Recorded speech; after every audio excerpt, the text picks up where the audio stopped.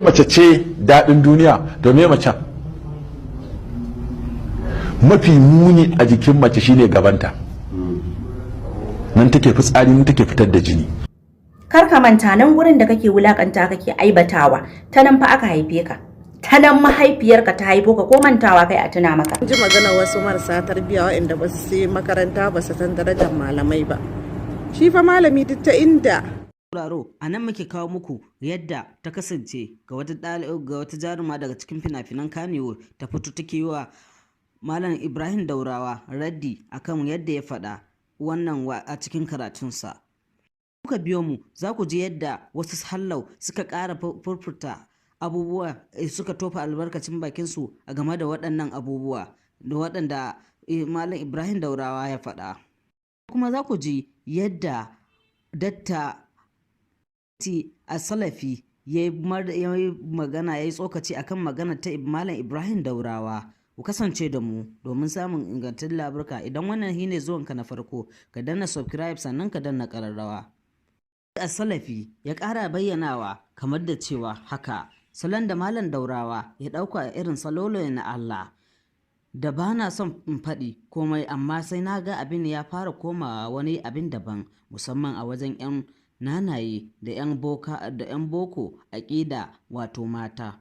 Ni a wajena duk mutanen da suka ta kamfan baki akan Malam Aminu Daurawa ya yi akan cewa gaban mata, wanda ya jawo cece-kuce daga jiya zuwa yau dinnan, ni kawai na ɗauke su a matsayin ɗaya daga cikin mutum uku nan: na farko jahili, na biyu munafiki, na uku mazinaci. In baka cikin waɗannan mutane, ban ga abin da zai ma zafin da har kana faɗe-faɗe a social media ba.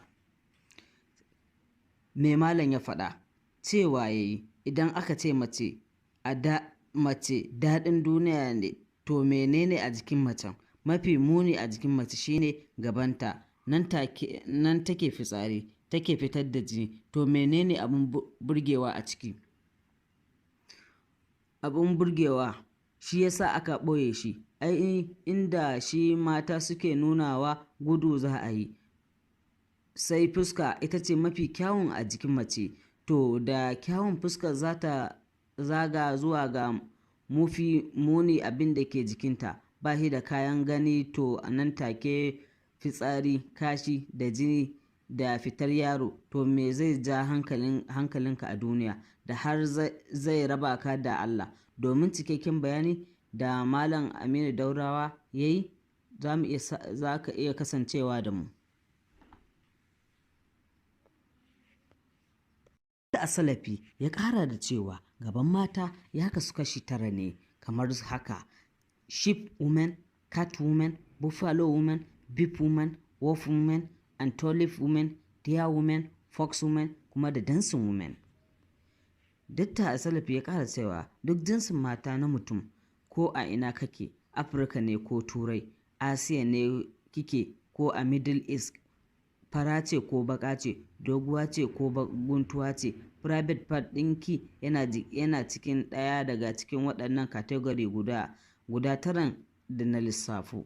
Bisa ga maganar malamai, kamar yadda za ku gani a cikin hoto da ke a ƙasa, wanda aka ɗauka a littafin Anatomy and Physiology, dukansu 9 babu wacce take da kyau a dai kyawun gani kam. Medically, duk waɗanda yake gynecology, nurse, midwife ko surgeon, ko kuma general pig mai aikon kiwon lafiya da yake alaƙa da BE ko harkar haihuwa, zai tabbatar maka da wanga zancen. Kamar yadda Malam ya faɗi, kowace mace kyan fuskarta yake rufe mata munin gabanta kafin a je ga launin fata ko kyawun jiki da dai sauransu.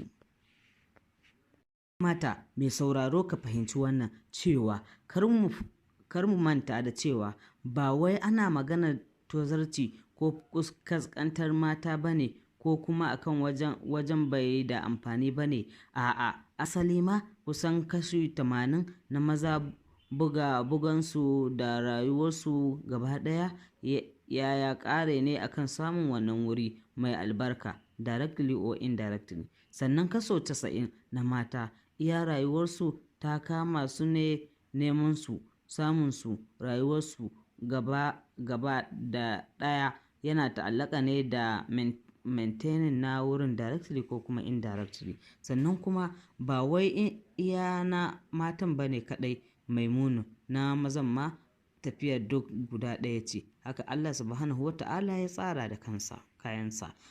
Muƙaddasin maganar Malam Daurawa. Asalin bayanin shine akwai kwaɗaitar da mutane ga gudun duniya da ababen da suke sawa mutum sha'awar duniya, ƙarshen har ya je yana saɓon Allah saboda su a cikinsu har da mata. Wannan shine muƙaddasin maganar Malam Ibrahim Daurawa. Allah subhanahu wata'ala da kansa ya ce ya kamata wa mutane kwaɗayi da sha'awar mata da ababen more rayuwa. Allah ya ce ba iya su ba kenan jin daɗin duniya.